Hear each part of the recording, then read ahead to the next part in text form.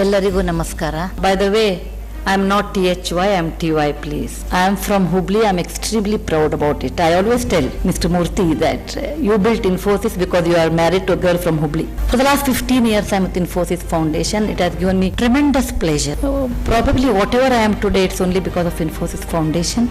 India is not a $1 billion software export. It is not a catwalk on the ramp. It is not a Bollywood saga. It is a country with many contradictions, complex and also beautiful, enchanting. So India is not like what you see, it's really complex. It is not a country, it is a continent.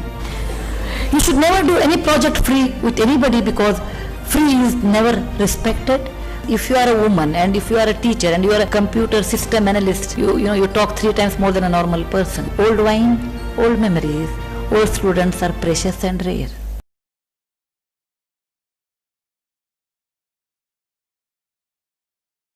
ಎಲ್ಲರಿಗೂ ನಮಸ್ಕಾರ. ನನ್ನ ಭಾಷಣ ಕನ್ನಡದಲ್ಲಿ ಮಾಡಲಿಕ್ಕೆ ನನಗೆ ಯಾವಾಗಲೂ ಮನಸ್ಸು ಇಷ್ಟ. ಆದರೆ ಅತಿಥಿ ದೇವೋಭವ ಇರುವ ನಾವು ಭೂಮಿಯಲ್ಲಿ ಬಂದ ಅತಿಥಿಗಳನ್ನು ನಾವು ಸಂತೋಷಪಡಿಸಬೇಕು. ಅದಕ್ಕೆ ಇವತ್ತು ನಾನು ಇಂಗ್ಲೀಷ್ನಲ್ಲಿ ಮಾತಾಡಕ್ಕೆ ಬಯಸ್ತೀನಿ. ಮರಿದುಂಬಿಯಾಗಿ ಮೇಣ್ಕೋಗಿಲೆಯಾಗಿ ಪುಟ್ಟುಪುದು ಕರ್ನಾಟಕ ದೇಶದೋಳು ಇದ್ದರೂ ಸಹಿತ ಯಾವತ್ತೂ ಅತಿಥಿಗಳು ಶ್ರೇಷ್ಠರು. ದಯವಿಟ್ಟು ಆ ಸಜ್ಜನಿಕೆ ನಮಗೆ ಇರಬೇಕು. By the way, I am not THY, I am TY, please. I am very particular about it. Good morning, ladies and gentlemen. Jayashree, being a sister, always wants to exaggerate. You have to exaggerate your sibling. And I give a drop to Jayashree, pick up and drop. She doesn't want to get me angry. So she said all positive things. So that's really not true. I am from Hubli. I am extremely proud about it. I always tell Mr. Murthy that you built Infosys because you are married to a girl from Hubli. I tell my nephew Pawan Deshpande, who is building a company, that he also will be successful, not because I know the product or market strategy, because he is married to a girl from Hubli. My daughter-in-law Smita is here only. For the last 15 years, I am with Infosys Foundation. It has given me tremendous pleasure. Actually, it has made me to understand what I am. I have dedicated one of my book to Infosys Foundation, and someone told me, Infosys Foundation is not a living organization. Why you have to dedicate that book to an organization? I said, probably whatever I am today, it's only because of Infosys Foundation. Number one, it showed me what my country is. India is not a $1 billion software export. It is not a catwalk on the ramp. It is not a Bollywood saga. It is a country with many contradictions, complex and also beautiful, enchanting. Actually, I'm really envy of all of you who are going to Badami tomorrow, because it's the one place my heart resides there. It's such a beautiful place. If you go there, there are many inscriptions on this stone which says how a human being should be there, how a Kannada person was there in 620 AD. So India is not like what you see, it's really complex. If you think it's simple, it's not simple. If it is complex, it's really in a way not complex. It is art, I think. Art of living is generated only in India. It started in India because if you travel 150 kilometers in our country, I hope I have 45 minutes time, because being a teacher, until the next bell rings, I have to talk, and my hour is only 45 minutes. So 150 kilometers you travel in India in any direction, you come across a different culture, different language, different food habits, different customs, different beliefs. It is not a country, it is a continent. I can tell you from Kashmir to Kanyakumari in my travel, how by and large, how people can behave in each state without any bias. For example, the state of Gujarat, I don't know how many of are from state of Gujarat here, is number one state in India where philanthropy is concerned. They are extremely sensitive than any other state. It has the legacy of Mahatma Gandhi, Kasturbai, Mahadev Ranade, many people, and that has become a part of their culture. If you think of the best health projects in India is Tamil Nadu. Anybody is from Tamil Nadu, they can understand the government of Tamil Nadu executes the best health policy than any other state. If you want literature, literary quality, good quality of literature, then it's a Bengal. Every state is so different. So working in India, you have to understand our country first. That means you have to understand to some extent the history of our country. I'm not telling you that you have to read history, take a course and then join, but you must understand why people behave in the same different way in 150 kilometers. And again, the priority for the work, the culture for the work is so different.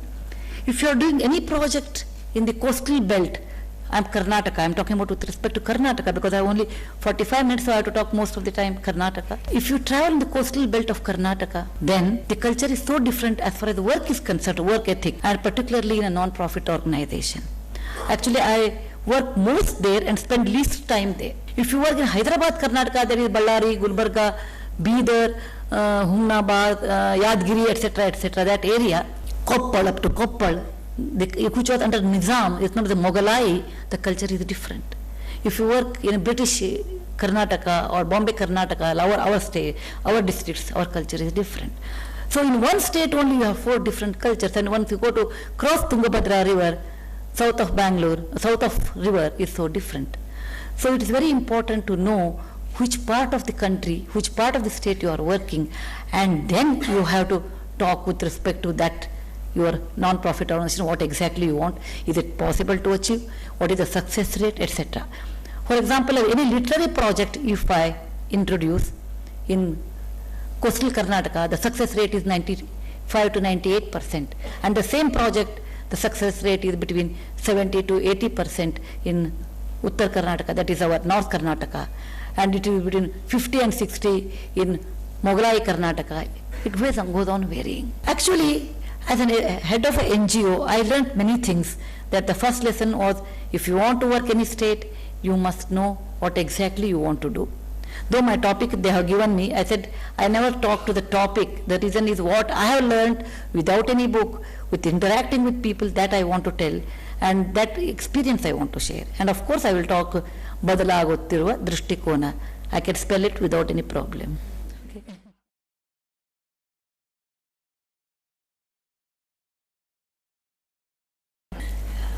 This is the first thing you should understand. Second thing, you should never do anything totally free to anybody, including your children. No, don't do. You can get everything in life except parents' love. They are all really true. But don't do it free, because it really becomes extremely expensive at the end. So always you assign certain amount of money. You should never do any project free with anybody, because free is never respected. Free has its own backlog.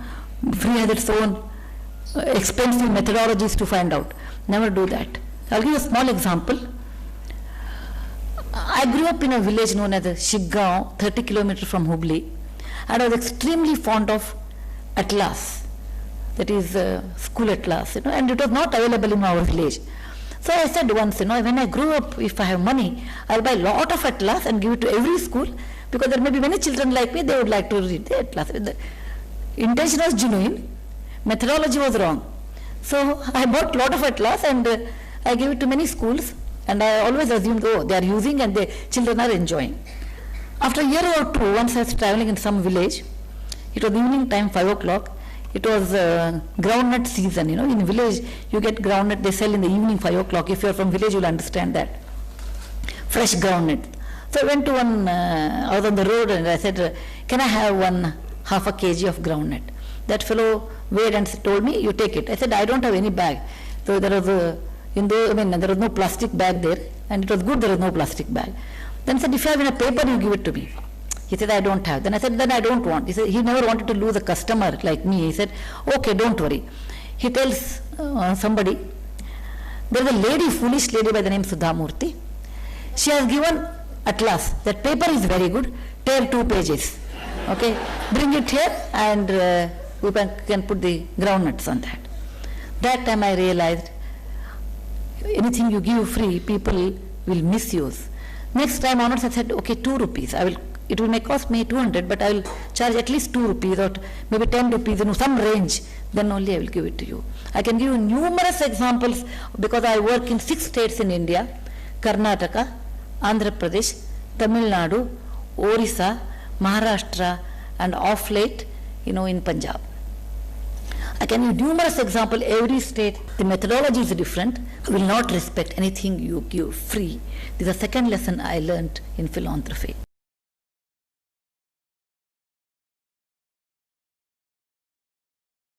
Third one, I will tell you, how people change their mindset once you start giving, because if there is no exit policy, then how people take advantage of the situation. I used to come to my office every day, and one boy I saw on the road, smart boy, every day when there is a traffic light and my car will stop, he will come and he will ask me every day without fail a pair of shoelace. And I will tell him, no, I don't want, because I wear chappals. But he will ask.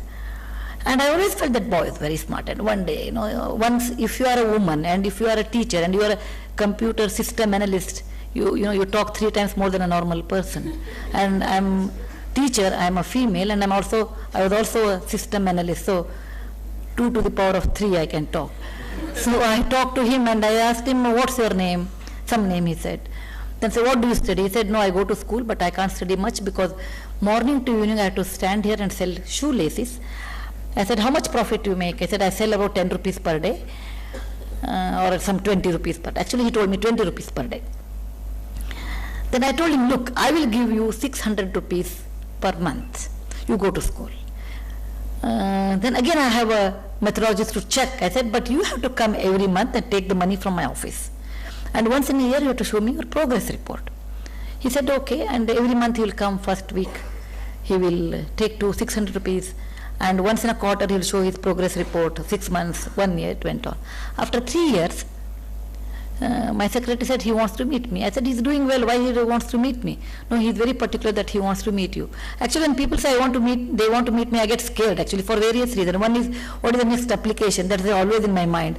Second thing is that they call me for some function, because I really feel I cannot talk other than the subject, anything else. Someone called me for a medical conference. I said, what can I talk in medical conference? So I really don't understand why people have to invite me for subject which I am not related. So I said, anyway, this boy, why is asking? Anyway, let me go and meet him. I met him. He tells me, ma'am, here afterwards you have to give me 900 rupees. I said, why? He said, the shoelace price has gone up by 10 rupees. 30 rupees a pair of shoelace. Actually, there's a big principle behind that. Then I realized, when you give free, and if you don't make an exit policy, I should have told him, look, you will get 600 rupees for next 3 years. Or you will get until you finish your 10th class. I mean, you should be very clear when you make, particularly in all NGO or non-profit organization, any memorandum of understanding. It's not on the paper. At least you should be very clear what you are doing, and you should convey it through the correct communication to the other party. And most of the time we go wrong, because we deal, it is not a sales office of commodity. I make 100 watches per day, 30 days, 3,000 watches. It is not that.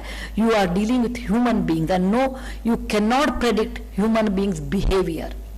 Under stress, under money, there are many sayings are there in our ancient Veda that when you get money, what happens? What happens? People behave like a drunkard person because it goes to your head. I used to say, oh, it's just written. It's really true. Most of the time when money is there, or when there is a stress situation is there, when the desperate situation is there, how people behave is very difficult to predict. And it varies from culture to culture. And that's the reason I said you must know the culture of the state. So when you communicate it to the other party, if we are going to work, following are the MOU and very clear, extremely clear about what you cannot do, then what you can do. What you cannot do, you should know. Number 4, we should never ever think that we can change overnight any social situation. It takes time. This lesson my father taught me, because I used to work with the sex workers. Sangamitra will understand that how hard it is to work with sex workers, and what complicated methodologies are available there, and how they get into problem, what makes them to get into that, all that. And my father taught me this one. He said, in your life you can change 10 sex workers' life and make them to lead a normal life. I'll be very glad that I gave birth to a daughter who could change someone's life. Don't think that I will change this 1,000 people at a time. It's not possible, because unfortunately sex workers, corruption and alcohol take longer duration to erase than any other thing, which in my experience is always in 1-digit success rate than any other projects which I have done. In any education project we can go up to 90%, 98%, but working with sex workers, because it's extremely difficult, not difficult, human-related problem. So when you have human-related organization problems, your success rates depends on many factors, and one of the component is you are passionate and your consistent effort, but it is not all. It is necessary condition, but it is not the sufficient condition. Please understand that.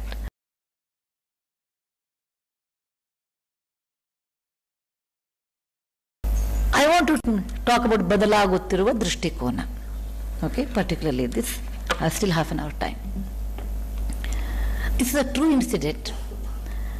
I teach in Bangalore University computer science. I used to teach for a long time. For the last 3 years I am not teaching because I have become more irregular than my own students because of my workload, and I really don't get time.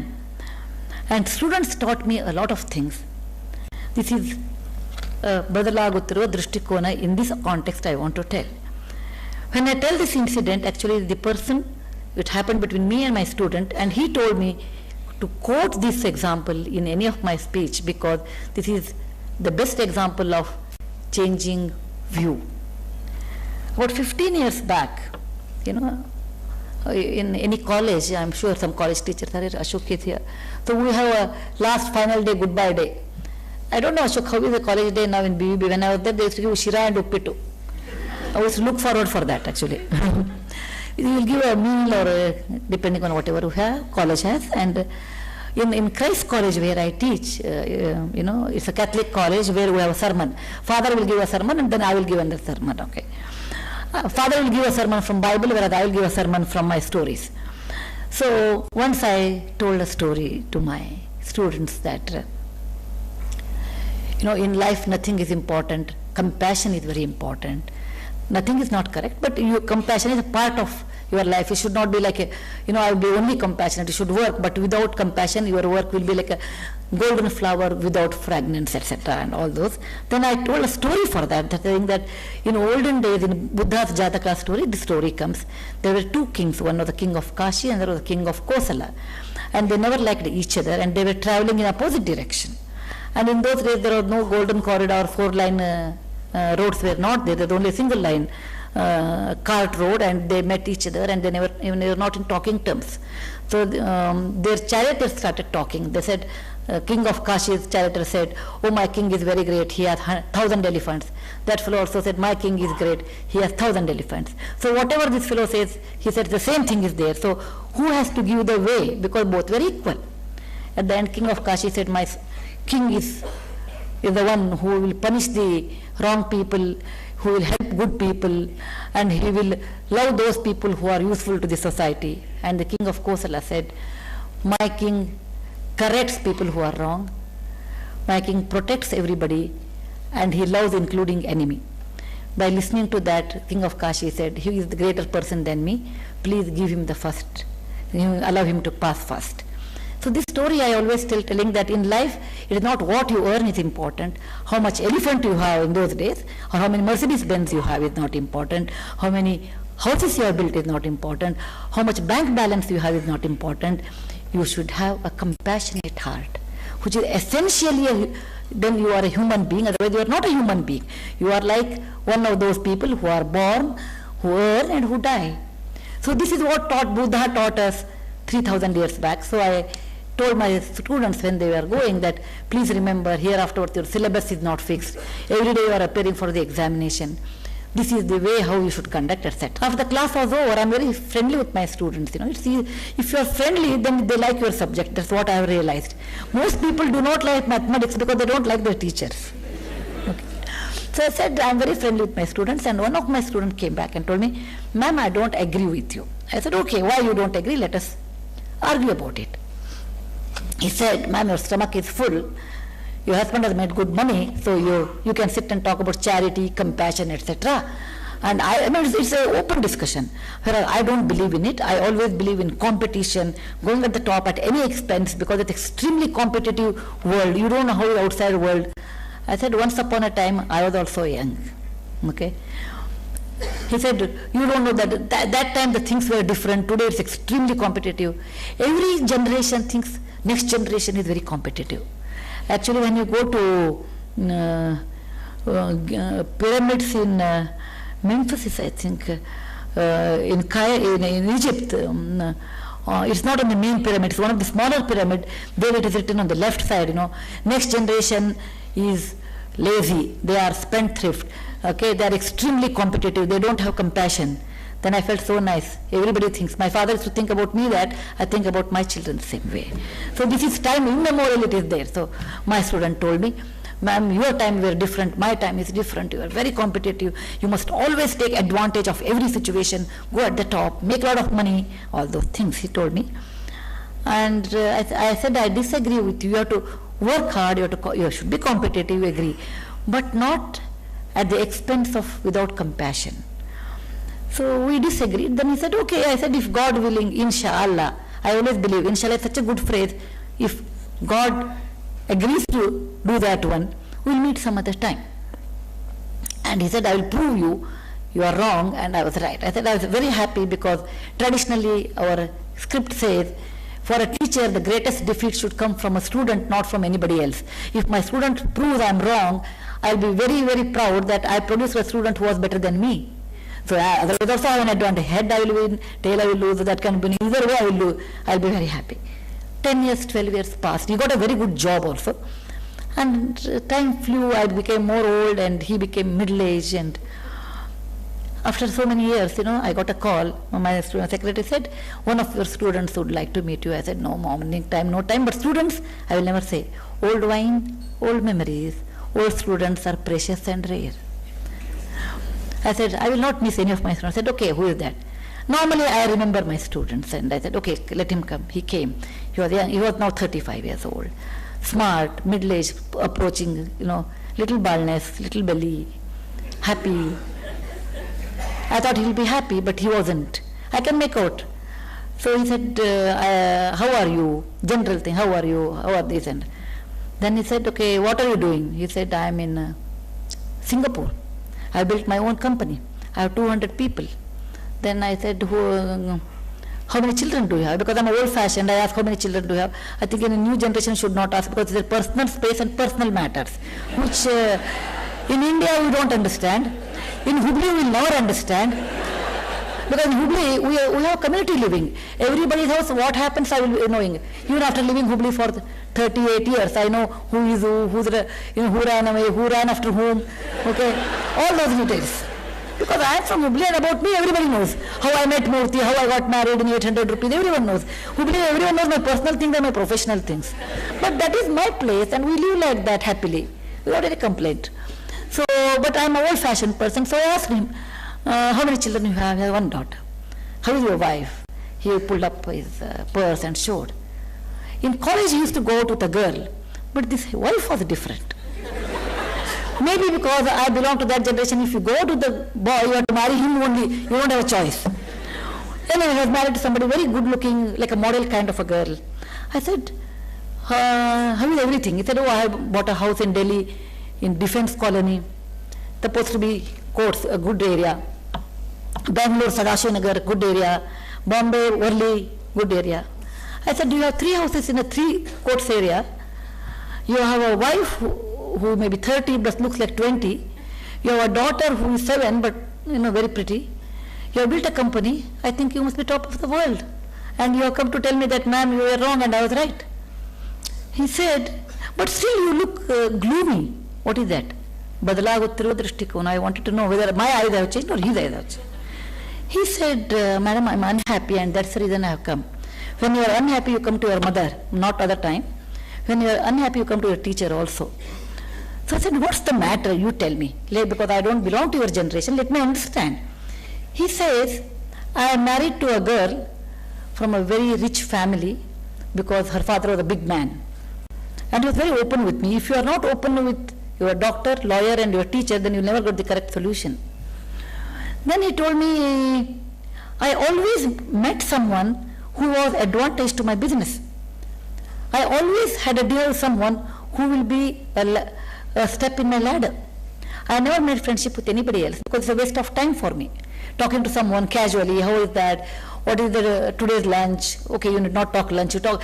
Men think they always talk, all men should excuse me, they always think they talk more important and women talk less important. Actually, both of them talk the same thing. Men talk cricket, we talk sari, there's no difference. Okay? And men always think that they're very, decisive, powerful, they can amend anything. Actually, they're under that impression. But the woman who makes everything. Okay? We give that impression to men, oh, you are the Lord, but you are not. They are not. He says, I made all these connections, this and that. In the process, what happened? He says, my wife is not friendly with me. I said, how much time you spent with your wife? He says, I got her a Mercedes-Benz car. I said, no, I didn't ask what you bought for her. What did you do? He said, what did you take her out? Did you listen to her difficulties? Did you listen to her loneliness? Did you talk to her? He said, oh, women always complain, so I didn't bother. And I did talk to her whenever she was very important to me that time. I said, okay, what is next then? He said, my daughter talks to me only when she wants something from me. I said, what's wrong? Like you, like father, like daughter. Those are new proverbs, no? Like mother, like daughter, like father, like daughter, I told. Then he says, no ma'am, it hurts me. I said, why I should hurt? That means, am I like a tap to my child? When she wants something, she can open the tap and get the water. When she doesn't want, she can close. I said, did you not use people in the same way? Did you make friendship with somebody because someone needs you? No, you made friendship because you needed them. And you should excuse me because I'm very frank with you, I told him. Otherwise, I can be very nice to you. Oh, everything is great, something wrong with your wife, something wrong with your father-in-law first. All these things. No, I will not do that. Because I'm always open and straight, and that is my policy. Probably the policy I learned from Hubli, that you should be open and straight all the time, even though you are not practically shrewd and intelligent. Doesn't matter. But you can go to bed without any problem. So I told him that you have given the way. Children does not require Narayan Murthy as a role model.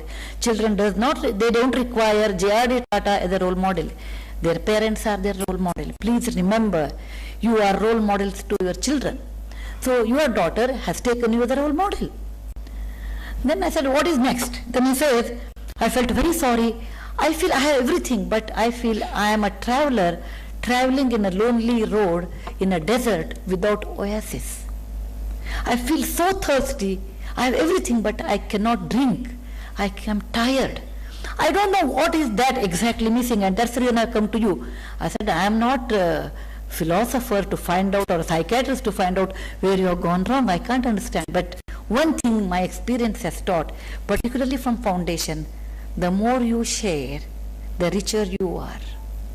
The more you give, the richer you are. The more you have compassion to people, more happy you are. I am not telling I am doing this foundation work so that many people are benefited. I am doing this work because I am benefited. I am tremendously benefited to know what life is, how beautiful it is, and how many people are not fortunate. They don't have hands, they don't have legs, they don't have eyes. How fortunate we are, God has given us so many proper, normal human life. I am so fortunate that I got a great education in a great institute like BVB. Everything becomes a sunshine to me.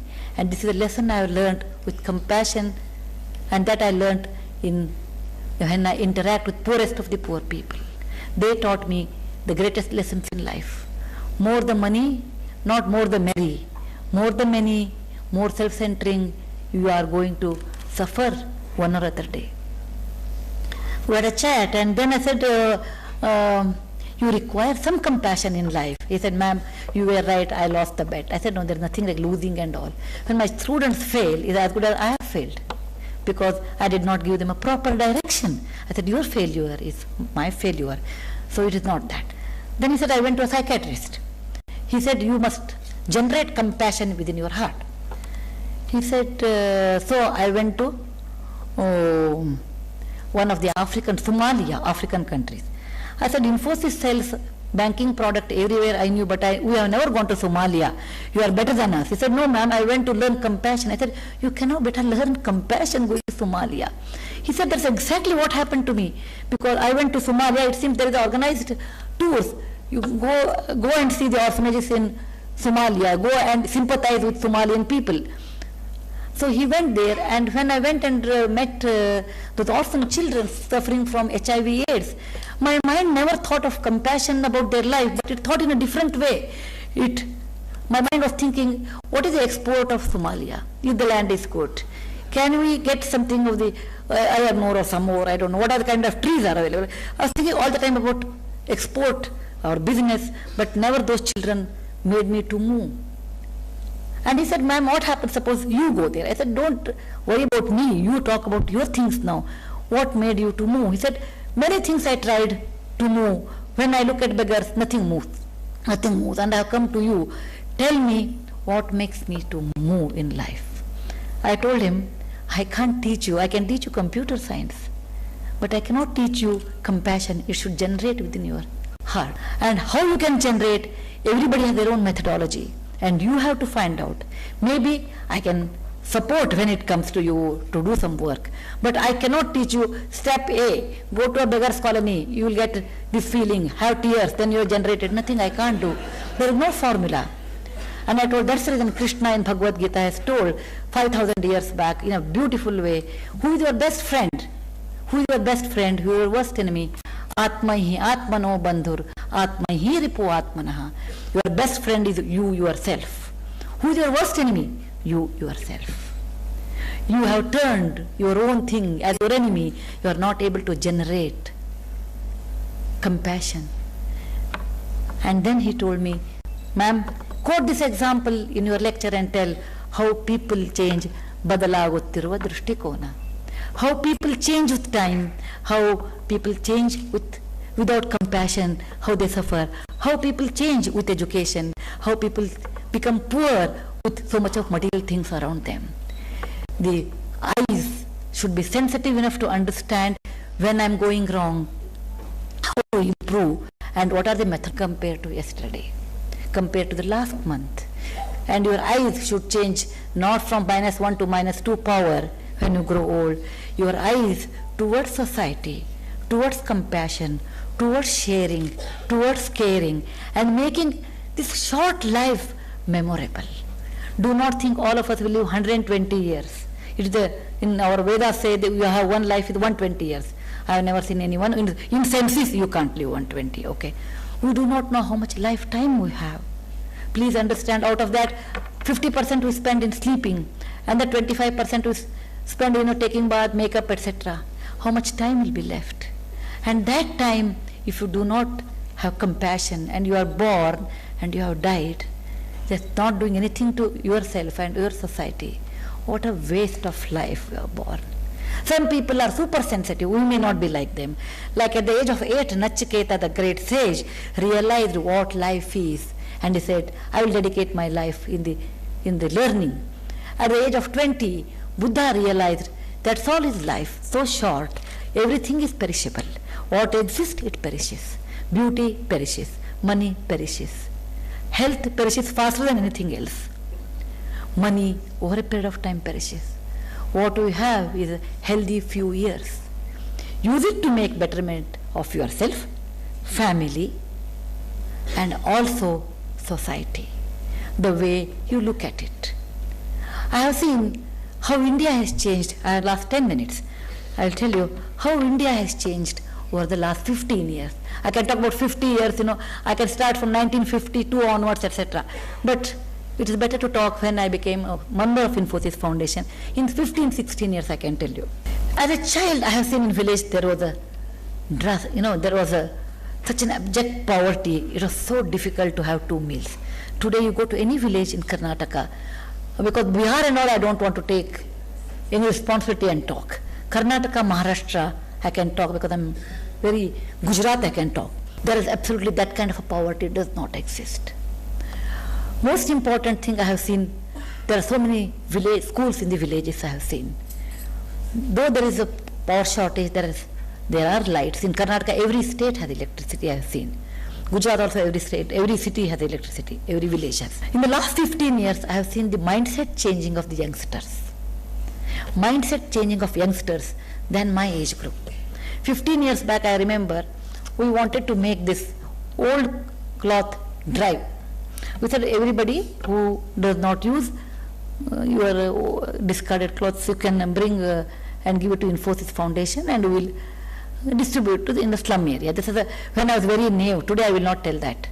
Okay. Today I have changed so much. So my own projects are so different. We got some 10 carton load of material. Me and my 2 secretaries started sorting them. Shoes with only one side. Sari which cannot be worn by anybody. Okay. Sleeveless, backless blouse. Aluminium vessels, which instead of throwing them to the gutter, they thought Infosys Foundation is a better place to live, so they left. In the 10 carton, we could find out about 10 or 12 pants better condition, 5-6 shirts and 2 saris. And then they were stinking with smell, and then we got it cleaned, ironed. We spent a lot more money for all that. Then I said, no more this old clothes drive, let's, we can do better work. And when tsunami hit Tamil Nadu, we got thousands of calls. Are you taking old clothes? I'm so scared of that old clothes. I said, no, I'm not taking. New, we want to buy brand new. In my office, when I said no, there were 1,000 saris, brand new. There were vessels which were very good quality. I can go on telling you how much money, material we got. At the end I have to put a board, please do not bring any material, because we don't have basement, that kind of a big basement at Infosys Foundation to store all these, because with the trust they have given, and if I don't deliver that to the other end, then I feel guilty within myself. My own conscience doesn't allow me. I said, please do not bring, because all these people who brought this were youngsters of 25 to 30 age. And that made me very happy that India youngsters are changing, because we are all setting sun at 4 o'clock now. How much time we have, we don't know. But people who are in that age group, who are like a rising sun of 9 o'clock or 10 o'clock, if they are better human being, more compassionate people, I feel very nice about it. Then I put a board that we do not want to accept any material. Then people started giving us money. And people will come, and one person came, an old man came. Actually, it's very funny. And he brought one thaili, old kind of cloth thaili actually, a bag. And he said, I want to meet you. And we were so busy in working for the tsunami, no time to meet anybody and say, how are you, what is that? No, there's no time that time. So I said, we are not taking any material, please go out, because at times you become rude because of the situation. See, when you go to tsunami, in front of you there are all dead bodies. There you have to execute the job. There you should not become emotional. And as a human being, it becomes so difficult, you should not become emotional. You come across a body with no hands. You come across a body, which is mutilated. You come across a child which is dead. You come across a mother who is howling for a child, and then what you are going to talk? You tell mother, please don't worry, everything will be all right. You can't talk like that. You become so different actually. The 3 months when I was there, I became a different human being. No talking. I told all my subordinates that we are not going to talk anything. All my people who came with me, you are not going to talk anything, a single word in the morning to evening. If you have to open the mouth only to drink water, nothing else, because you have to suppress your emotion, do the next work. Do the next work. Don't even bother what people are talking to you. So, in such case, this old man comes with a thaili and the old cloth. And I thought he has brought something. I said, I don't have time. He said, ma'am, listen to me. At times, we are also human beings. We are also tired. We are working from 4 a.m. to 12 midnight. I said, I will listen to you after 1 month. Now you go. I will call you. And he left that in my office and he went. And when I come back, my secretary says, ma'am, let's see, did you see what is inside? I said, no, I didn't see. She opens and there are 50,000 rupees. And he has not put a chit. He has not put a chit, anything. And I felt very strange, and at times I felt ashamed of myself that I did not even, it's not because of money I have to acknowledge. Thank you for bringing this kind of money, but I could not even do that one. And next day, people come and give you money because people think when country is in need, you have to come and give because it's your duty, because this is your country. Actually, I met Mrs. Clinton and I was telling her, in India we have every year natural disaster. We are expert in that. Hurricane, or earthquake, or tsunami. If nothing is there, drought. Okay? So we have to be expert in survival of the fittest. I said, you people are not used to, so Katrina comes, you all become so scared and there's so much money and there's so much help and you people don't use. When it comes next time, we don't wish, but please call us, okay, from India. We know how to handle without even talking, without even, because to maintain your volunteers, you may have to spend a lot more time there, and in India we are born and brought up with that only. You don't get anything, then sleep wherever. Many times we have slept on the railway platform. No problem. Just cover yourself and sleep on the railway platform. Okay? What to do? You don't have option. So situation makes like that. Or in Orissa, you know, I work in Orissa, and when I go there, they are a tribal fisherwoman, and when I come there, they say, we want to give you the best, and the best was fish, and I can't eat fish. So the only thing is now, you don't have to fast. So things teach us, you know, many things. So, you know, when a tsunami hit our country, and I got 10 cars. I mean, car and tsunami are not connected. Infosys employees who are just married, and wife says, oh, what is this car you have? It is last year model and you should have this year model. Then the last year model comes to Infosys Foundation. He said, ma'am, you sell and get the money.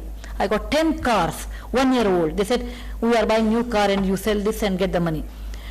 We got so much money from employees who are leaving Infosys. The last drawn salary will go to Infosys Foundation. We got many fridges.